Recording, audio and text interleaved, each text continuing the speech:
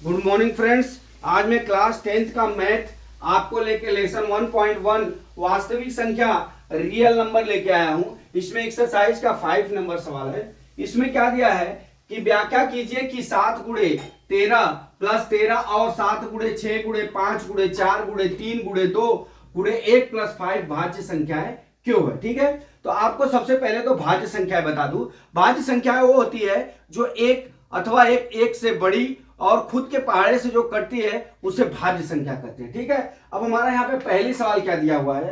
पहली सवाल ये दिया हुआ है 7 गुणे 13 गुणे प्लस कितना दिया है 13 दिया है, इतना दिया हुआ है। ठीक है, तो अब हम इसमें से आपको ये बता दूं कि यहाँ पे दो पार्ट गिर रहा है, एक पार्ट ए है एक पार्ट ए है। तो हम क्या करते हैं, हम इसमें से 13 को हम क्या करते हैं कॉमन ले लेते हैं। ठीक है, तो हमारा कितना हो जाएगा 7 गुणे 11 गुणे 1 प्लस कितना हो जाएगा 1 हो जाएगा।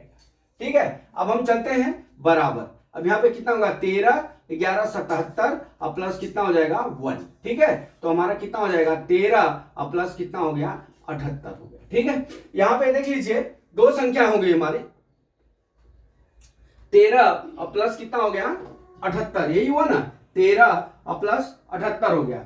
अब यहाँ पे आप ये देख लीजिए ये 13 के पहाड़े से 13 गुणे 78 होगा। ठीक है, ये जो संख्या आएगी यहाँ पे मान लीजिए हम 13 और 78 का हम गुणा कर लेते हैं कैलसी का उपयोग करके। 13 गुणे 78 बराबर 1014 आएगा। ठीक है, यहाँ पे टोटल कितना आ गया 1014 आ गया। ठीक है, अब ये संख्या देखिए 13 से भी डिवाइड है और 78 से भी डिवाइड है और 1 से भी डिवाइड है। ठीक है, कट रहा। ठीक है, तो ये क्या हो गया हमारा भाज्य संख्या हो गया। क्या हो गया हमारा ये भाज्य संख्या है।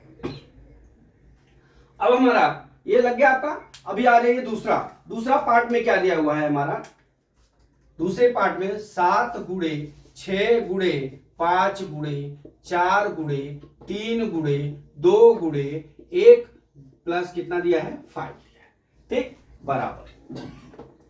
अब इसमें क्या दिया है, सेम सवाल जैसे हमने ऊपर लगाया वैसे ही इसको लगाना है। तो यहां पे देख लीजिए यहां दो पार्ट गिरा है, एक पार्ट ए है और एक पार्ट ए है। ठीक है, अब इसमें से देख लीजिए इसमें भी 5 कॉमन है इसमें भी 5 कॉमन है, तो मैं 5 कॉमन ले लेते हैं बराबर। ठीक है, अब यहां पे कितना आ जाएगा 7 गुणे 6 गुणे 1 गुणे 4 गुणे 3 गुणे 2 गुणे कितना हो गया 1 प्लस कितना हो गया 1। ठीक है, अब यहां पे कर लीजिए बराबर 5 गुणे कितना हो जाएगा हमारा 7 6 42 42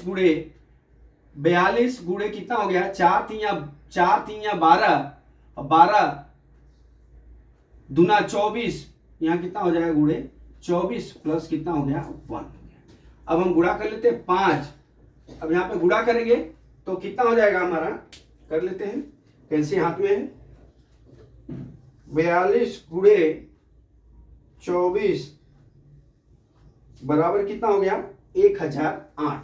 यहां कितना आ गया 1008 आ गया। इसका गुणा कर लेंगे तो 1008 प्लस 1 हो गया। ठीक है, बराबर 5 गुणे 1008 अब प्लस कितना हो जाएगा हमारा 1008 में 1 प्लस करेंगे तो 1009 हो गया।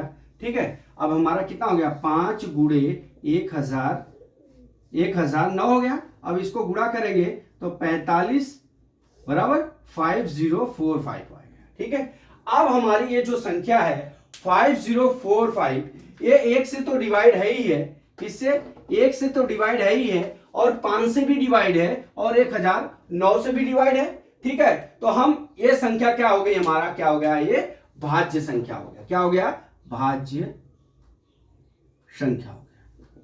तो दोस्तों इस तरह से हम इसको दर्शा के जो है सवाल का हम आंसर दे सकते हैं। फिर से देख लीजिए इसमें दो पार्ट गिरता है, हमने 13 कॉमन ले लिया है और अंदर जो है जो बचा उसका गुणा भाग करके 1014 आया और जो हमारा ये 13 और 78 है इससे संख्या डिवाइड है। ठीक है, इसलिए जो है ये भाज्य संख्या है। इसी तरह से दूसरी सवाल में भी है और ये जो है इसमें 5 कॉमन है, कॉमन ले लिया और गुणा जोड़ कर दिया तो हमारा कितना आ जाएगा 5045 आ गया। तो इस तरह से क्या हो गया, ये संख्या जो है 5 से भी डिवाइड है, 1 से भी डिवाइड है या और 1009 से भी डिवाइड है, इसलिए क्या हो गया ये संख्या भाज्य है। ठीक है दोस्तों, तो मैं आशा करता हूं कि यह सवाल आपको समझ में आ गया होगा। अगला सवाल कल मैं फिर लेके आता हूं। जय मां सरस्वती, जय भारत माता, जय जवान, जय किसान।